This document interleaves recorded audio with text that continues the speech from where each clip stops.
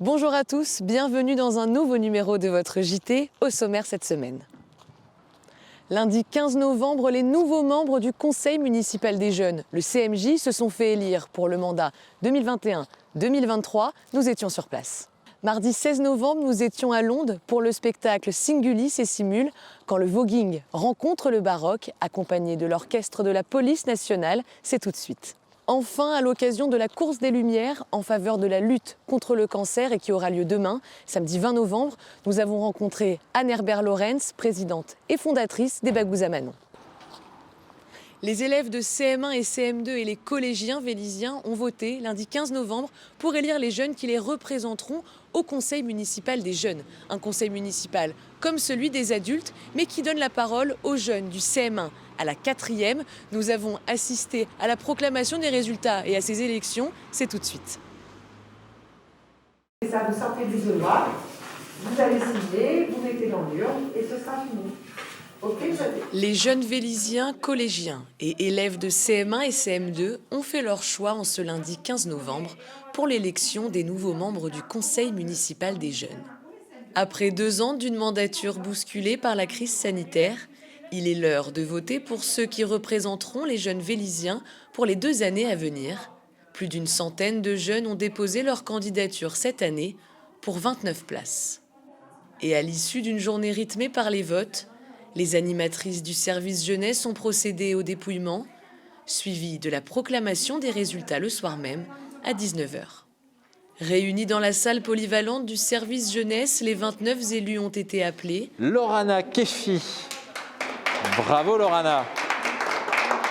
En tout, 12 filles et 17 garçons prendront place au sein du CMJ pour cette nouvelle mandature. 14 élèves de CM1 et CM2 et 15 collégiens de la 6e à la 4e. Ça fait maintenant la 5e équipe que l'on élit depuis le lancement du dispositif. Et à chaque fois, ça a été des idées vraiment intéressantes, des idées auxquelles on n'avait pas pensé, nous, en tant qu'adultes. Et surtout, c'est l'occasion pour les jeunes de porter l'idée du Vélizy qu'ils voudraient voir naître, soit aujourd'hui, soit à moyen terme, dans 5 ou 10 ans. En tête de leurs propositions, l'écologie et la place de la nature au sein de la ville, mais aussi la solidarité avec des collectes pour Noël ou encore pour les Restos du Cœur. Et la mandature ne fait que commencer. Réunion plénière, week-end d'intégration le 27 novembre pour constituer les différentes commissions, mais surtout pour se rencontrer. L'encouragement, j'espère qu'ils le savent et je vais tâcher de leur montrer tout au long des 2 ans de mandat, mais je leur dirai surtout, je compte sur vous pour vous préparer à prendre ma place puisque j'espère que le futur élu à la jeunesse soit a déjà fait partie du mandat précédent, soit va faire partie de ce mandat-là pour avoir une ressource pleinement formée le jour où elle aura ses 18 ans et venir toquer à la porte des élus adultes pour faire partie de l'exécutif municipal. Prochain grand rendez-vous le 7 décembre avec l'élection du maire et de ses 4 adjoints. En tout cas, bienvenue aux nouveaux jeunes élus vélisiens et que ce nouveau mandat commence.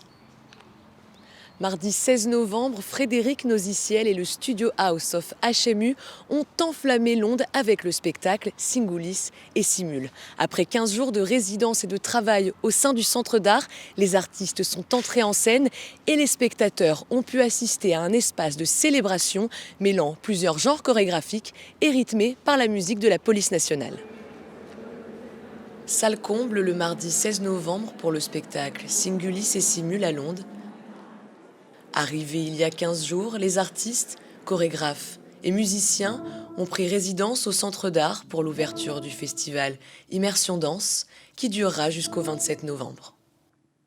Singulis et Simul, un bal hors des sentiers traditionnels où se croisent les univers du voguing, de la danse classique ou du baroque, accompagné par l'orchestre de la police nationale.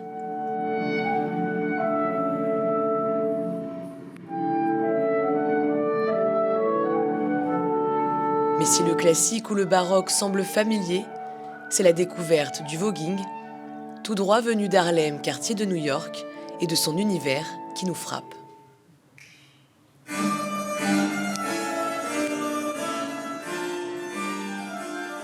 Le voguing en soi est un espace de créativité tellement puissant. Moi, je suis là parce que c'est l'endroit le plus créatif aujourd'hui, à mon sens, parce que c'est un endroit où se croisent à la fois le fait de ne pas être blanc, le fait de croiser tous les genres. C'est une scène excessivement inclusive, c'est-à-dire que dès qu'une nouvelle catégorie, dès qu'une nouvelle personne, dès qu'une nouvelle attitude, dès qu'une nouvelle sexualité apparaît, une catégorie se crée pour cette personne.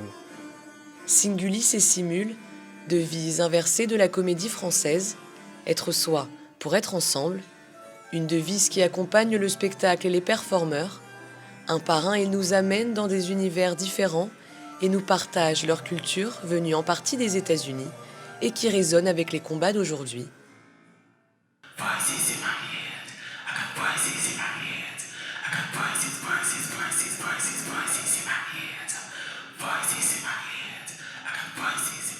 Célébration de l'imperfection dans toutes ses formes, par les corps, par le rapport au genre, de sexualité ou de couleur de peau. Une scène inclusive inédite et qui rappelle l'importance de s'accepter soi-même pour faire partie d'un groupe.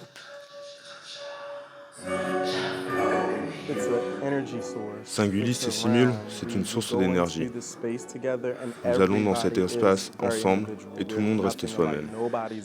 Personne ne se ressemble et pour que nous puissions travailler ensemble, comme nous le faisons, cela demande beaucoup d'efforts, cela demande beaucoup de discipline. Et nous sommes capables de nous pousser et de nous élever les uns et les autres. C'est un excellent outil pour traiter avec les gens, pour faire face à la vie de tous les jours, d'être différents, mais d'avoir un but ensemble. Il n'est pas nécessaire d'être ensemble, mais c'est important de se réunir et d'avoir un but en apportant chacun nos expériences de vie.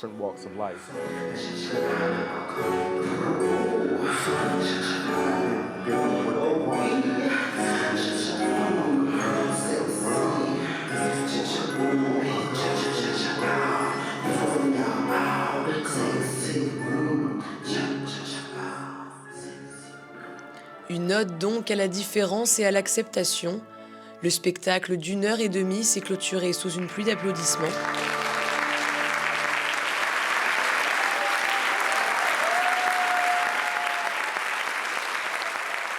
À la sortie, les spectateurs unanimes ont été transportés dans un autre monde, un voyage aux multiples sensations. C'était surprenant, étonnant, beau, déroutant, décoiffant et j'ai vraiment bien aimé. Je me semble encore ailleurs. Oui, je suis encore là-dedans. D'ailleurs, vous voyez, il y a plein de gens qui sont restés parce qu'on a du mal à en sortir, hein, tellement c'était chouette. Un univers, vraiment un univers. J'en avais un peu entendu parler, je voulais voir, j'étais vraiment... Et puis on disait la variété de looks de tous ces gens-là, il n'y en a pas un qui ressemble à l'autre, ils sont complètement atypiques tous et joyeux. C'est ça qui est génial aussi. Le festival Immersion Danse se poursuivra à Londres jusqu'au 27 novembre. Toutes les informations sur londres.fr. Il y a près de 18 ans, le 19 janvier 2005, est née l'association Les Bagous à Manon. Après le décès de sa fille Manon, âgée de 8 ans et atteinte d'un cancer pédiatrique, Anne Herbert Lorenz fonde son association qui se bat pour la lutte contre le cancer des enfants et qui récolte des fonds en faveur de la recherche. Demain, samedi 20 novembre, aura lieu la Course des Lumières, une course contre la maladie. Et à cette occasion, nous avons rencontré Anne qui nous livre son histoire. Les cancers de l'enfant, c'est 60 maladies différentes. Et donc 60 maladies orphelines, puisque ça touche qu'une très petite quantité d'enfants. C'est 2500 à 2800 cas par an en France pour enfants, ados, jeunes adultes. Un peu plus haut. Magnifique.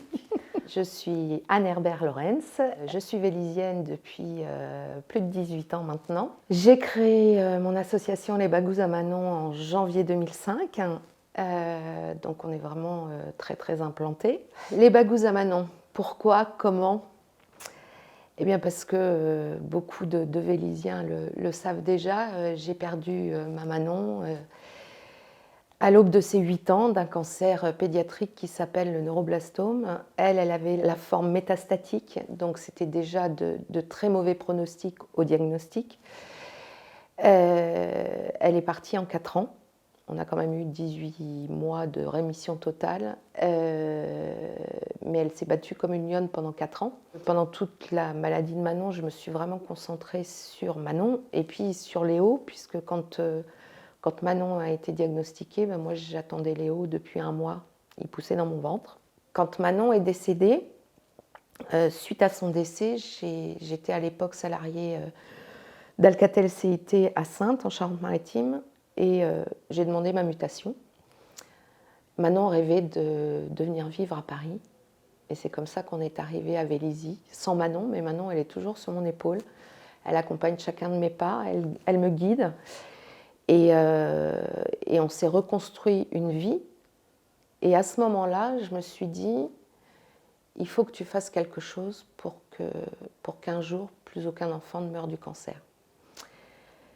Et donc, dès 2003, je me suis mise sur Internet pour chercher ce qui se faisait au niveau de la recherche.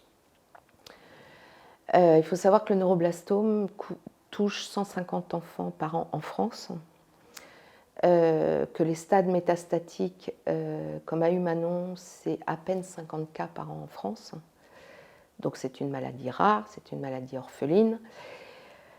Et il y a 23 ans en arrière, quand Manon a été diagnostiquée, de la recherche existait déjà, mais vraiment très confidentielle. Et donc quand j'ai commencé à chercher sur les réseaux sociaux ce qui se faisait, enfin sur les réseaux sociaux, sur la toile ce qui se faisait, j'ai pas trouvé grand-chose. À savoir que j'ai même trouvé rien. Et en 2003, j'ai même pas trouvé une asso qui finançait la recherche, si ce n'est la Donation Lou Salomé qui est à Brest, qui cherchait à financer la recherche, mais qui cherchait en fait des programmes. Et Babette, la présidente fondatrice de cette fondation, qui est malheureusement aujourd'hui décédée, comme sa petite Lou Salomé, Babette me dit, écoute, je cherche, je vois avec l'Institut Curie, là où a été suivi Lou Salomé, je cherche. Il s'avère qu'on apprend qu'il y a un programme de recherche sur le neuroblastome qui va sortir. Et moi, donc, je suis arrivée en août 2003 dans un premier appartement à Vélizy, avenue Roland-Garros, mais en mai 2004, on emménage quartier Exalmans. Je retrouve les cartons que je n'avais pas déballés du premier déménagement, et notamment tout ce qui était art plastique, art manuel, avec Manon, tout ce qu'on avait fait pendant qu'elle était hospitalisée pour l'occuper, etc. Des seaux de perles en bois, de la rocaille, etc. Et je me dis, mais voilà comment on va financer la recherche. Et donc je me suis mise à fabriquer des bagouses, matin, midi, soir, nuit. Puis j'ai commencé à les vendre sur mon lieu de travail, donc chez Alcatel. Et je me souviens de ces premières bagues en perles de bois et rocaille que je vendais quand même en 2004 15 € pièce. Et il s'est avéré que, en moins d'1 an, on avait collecté 7 000 €. Ainsi sont nées les bagouses à Manon le 19 janvier 2005. Et depuis, on n'est pas loin des 600 000 € reversés. Alors beaucoup moins avec la vente de bijoux aujourd'hui, mais beaucoup plus avec l'organisation d'événements, des événements sportifs, des événements festifs. Et le combat de l'association, c'est combattre les cancers de l'enfant, mais de manière joyeuse, parce que oui, la cause est triste, mais si on rajoute du pathos, on ne va pas s'en sortir. Et donc, nous, notre fer de lance, c'est la gaieté. Voilà. Fin octobre, l'Assemblée nationale a voté une rallonge de 20 millions d'euros en faveur de la recherche contre le cancer de l'enfant. Mais la recherche n'est rien sans les associations et toute l'année, l'association Les Bagouses à Manon s'investit. Le 25 novembre prochain, un chèque de plus de 33 000 € sera remis à l'Institut Gustave Roussy, le premier centre contre le cancer en Europe. Une somme obtenue à la suite du Marathon des Sables, une course de 250 km en 6 étapes au cœur du désert. Puis vous retrouverez Anne et les Bagous à Manon pour l'emballage des cadeaux de Noël au centre commercial Vélizy 2. L'année dernière, cette opération avait permis de récolter près de 7 000 € et ils recherchent des bénévoles. Alors n'hésitez pas à vous inscrire au créneau disponible sur le lien qui se situe en bas de votre écran. Puis vous retrouverez Anne et les Bagous à Manon lors du marché de Noël de Vélizy au mois de décembre. Votre JT touche à sa fin. Merci de nous avoir suivis. Merci encore pour votre fidélité. Likez et partagez ce JT. À la semaine prochaine.